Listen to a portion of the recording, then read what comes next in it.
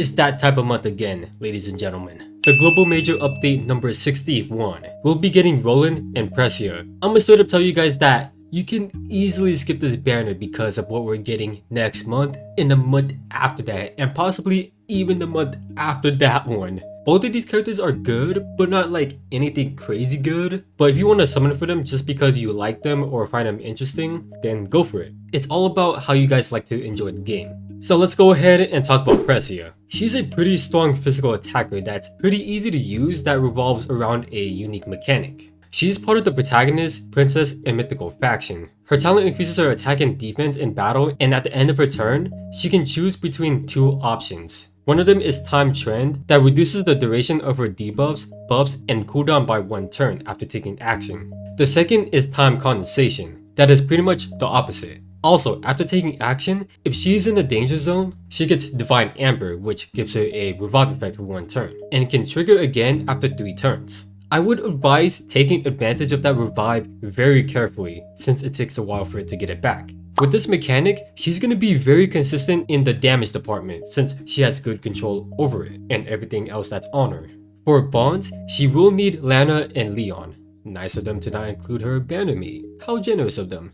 Her Thxs is a single target that deals more damage for each skill that are being cooled down from the enemy. Then she applies a debuff that reduces their buff by an extra turn that cannot be dispelled after battle. Kinda nice for situational purposes. Her 1C is an after skill that she can use on her teammate that gives a buff that reduces skill cooldown by 3 when using a skill to deal damage. Then she gives herself +2 mobility for one turn, but if she uses the skill on Roland, then they both get a random buff. She can actually use the skill on herself too, which is pretty good because with the talent mechanic, she can take advantage of it. Plus, having mobility on top of that is very good as well. And it's actually its own unique buff as well, so you can stack breeze with it as well. Then with the 3C, the passive gives her a damage boost for one turn when using Time Trend. This thing is a single target that dispels 5 buffs that increases the skill cooldown of all skills by 1, most likely towards the enemy, and she can even attack 2 blocks with the soldier. Then she reverts back to her original state, which can be triggered again every 2 turns. What that last part means is that she will teleport back to where she was before she made the attack, which is good. She can go back and regroup with her team safely. Precia may not have a lot, but the stuff that she is capable of is very consistent. You never really have to worry about losing her skills. She has very strong damage output and very solid physical tankiness, good control over her buffs, even debuffs as well. So if she's not silenced, she can easily rinse and repeat. So I would equip something like the Swordsmith medal for PvP or even the Bloodthirsty Nail if you're worried about that. Precia may be a bit confusing to learn how to use at first, so maybe I would do a little bit practicing with her to get used to her gameplay. Luckily she does have a lot of things on her, so it does make things more easier to use her. But she won't be as complicated to use compared to her banner mate, Roland. This guy got so much going for himself that you may need to actually practice quite a bit with them, cause this character isn't someone that you can just learn on the fly. He is part of the protagonist, Glory, and Euless faction. His talent gives more int, and when using a skill, he heals a certain portion for his soldiers. At the start of battle, he gets a buff depending on his class type. If he's in his holy class, he gets the form Concentration that adds 10% of his int to his defense and can dispel 2 buffs when attacking. In his mage class, he gets Scorching Form. It gives him +2 range on his skills and can apply 2 debuffs when attacking. I'm gonna say this right now that even though his mage class sounds like the best way to go because of that range, I'm gonna tell you guys no, that won't matter because of a certain skill. Plus he does have more advantages in his holy class like benefiting from Lightbringer and is able to use the heavy armors. So he can use one of the best armor in the game, the Forbidden Battle armor. For his bonds, he just needs Lestel and Landius. His unique 1C is able to switch between his 2 forms and gets a attack and int buff for 2 turns, but if Precia is on the field, then it lasts for 4 turns, which then lets him act again 2 blocks. That is so good. An act again skill that gives him what he needs to function, that also gives him some strong mix-up opportunity because of how his other unique skills work. It's a 2C that does something different based on his form, and the cooldown refreshes when he does switch them. In his concentration form, it's a single target that does fixed damage before battle, but when he has Scorching Form, It's an AoE that reaches 6 blocks long in a straight line that swaps enemy's position. Before he attacks, he dispels 2 debuffs from him and gives himself immunity to attacking in down and to silence. His 3C is also the same case, but in his concentration form, he dispels 3 buffs from the enemy, and if the enemy has 2 or more debuffs, then he attacks first. If this skill kills, he gets a buff that lets him deal fixed damage for 2 turns. In his Scorching form, it's an AoE that inflicts 1 debuff for 2 turns, and if it hits 3 more enemies, then he gets a buff that gives him more damage for 2 turns. Him being a mixed attacker is great, but his unique skills are what you'll be carrying with him 90% of the time. His skill set are not very vast. He does have a single target skill that's really reliable, but other than that, he just has some passive skills that you wouldn't use on him, and some AoEs that are just bad. So like I said before, put this guy in his holy class since that gives him so many options since he is very versatile as a damage dealer. He can be pretty bulky, able to mix up attacks, self heal when using a skill, able to boost his int with this at again skill. He's giving himself so much that it makes him a very solid character. The only thing that I hate is that they purposely gave him an increased range only for his AoE. It's even worse when you think about it that way since he doesn't have many good skill set and they force his skill options. He's gonna be someone that you have to build and use right, so if you can do that, then you can actually see results from him. He's got positive that's good, but his negatives actually does affect him quite a bit. Make sure you build him right, that will synergize with your playstyle. Roland has a lot of options that he can take advantage of, so make sure that you do use it right. 2 new good exclusives are coming our way. It's a helmet for Lugner. When an ally dies, he applies 4 stacks of Sin to the opponent that killed them. When an enemy with 4 more stacks of Sin battles a holy unit, damage taken is reduced by 15%. Wait, what?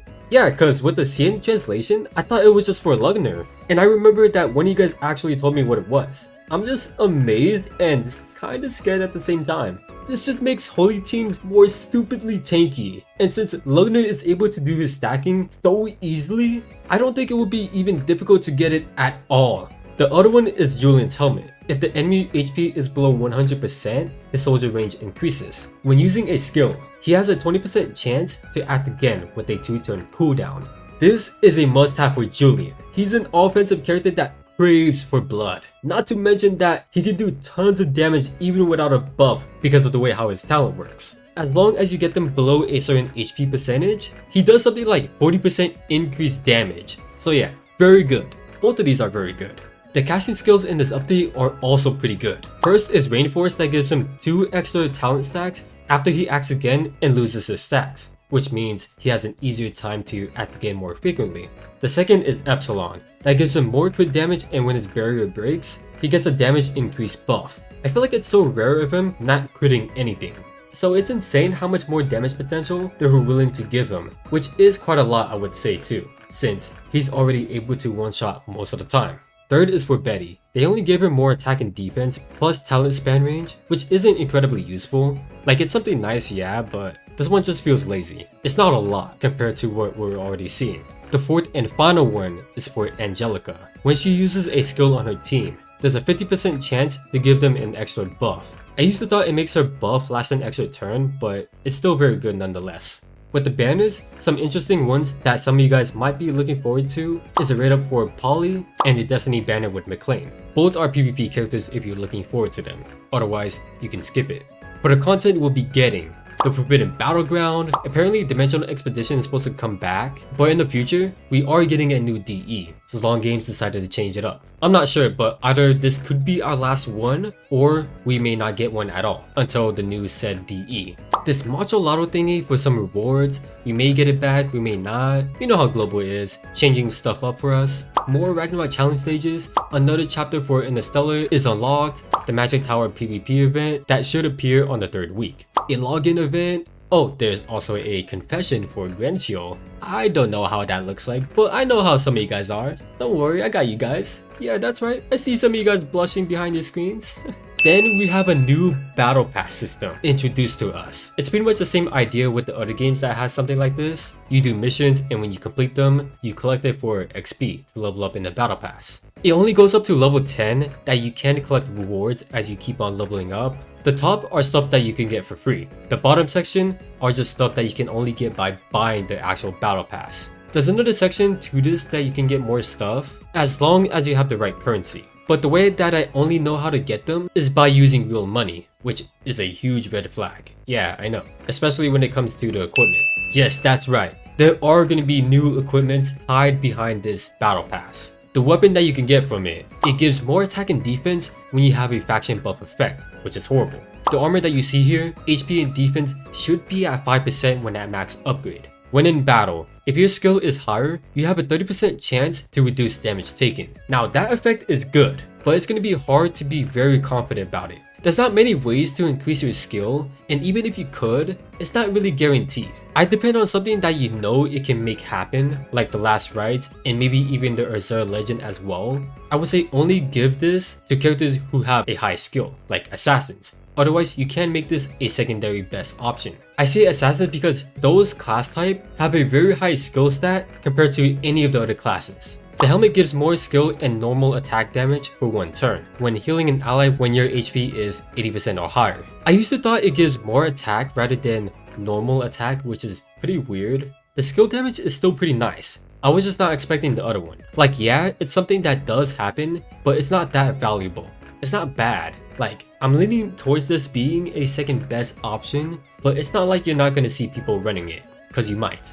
The last thing is an accessory that gives more attack and int. Before attacking and entering battle, there's a 100% chance to reduce an enemy stat by 30% for one turn, but if not in mixed forces, it cannot be dispelled. 30% is a lot. There's a bit of luck involved of course, but you'll get in some good damage in if you do get the right debuff. With all the skins that should be coming, the Echo Light for both Roland and Precia, there should even be more skin choices to pick from if you guys decide to go that far. I'm pretty sure the whole time it's been like 6 options to choose from, including like every new characters, but I think they doubled it. In the store, a new Miriendo and Claret skin in their wedding outfit, alongside the other ones that are getting a rerun. It should be here a week later, unless Global does global things. There's a chance we may get the soldier skin for both the Phalanx and Bone Dino. I don't know where exactly, might be something that you can buy or get from the event tab. Then finally, a Machalado skin for Edon Kelmo. Just in time for the month, but is it really though? Cause by the time this comes out, it'll be November, but at least her skin looks nice. There you guys go. That was about everything, if not most of everything that should be coming in this update. Some stuff may happen cause it's global, but if you guys want to pull for the new characters, you can. But I would highly suggest saving your resources cause the next month we have the Solaris collab, and one of the characters in it is so stupidly busted. Then after that collab, we have the 5th anniversary with apparently 2 busted characters from what I heard. But I will always tell you guys that go ahead and summon for characters that you find interesting or just like. I'm just letting you guys know in case you guys don't want to miss out on someone that's a huge deal. Both of the characters in this update are good, and they can help you make progress on your account if you decide to get them. But I recommend saving for the next upcoming months that are even bigger than them. If you guys want to know what my plans are, I'm going to be saving for that exact reason. I want to make sure that I got plenty enough for what's coming for us. And I think that you guys should too in this update. Just save if you don't want to miss out on them. But that's all I got for you guys. If you guys enjoyed this video, feel free to leave a like and subscribe if you want to see more, and feel free to let me know down in the comments what your guys' plan are and if you guys are going to be pulling for the 2 new characters. But yeah, thanks for watching. Your fellow Z.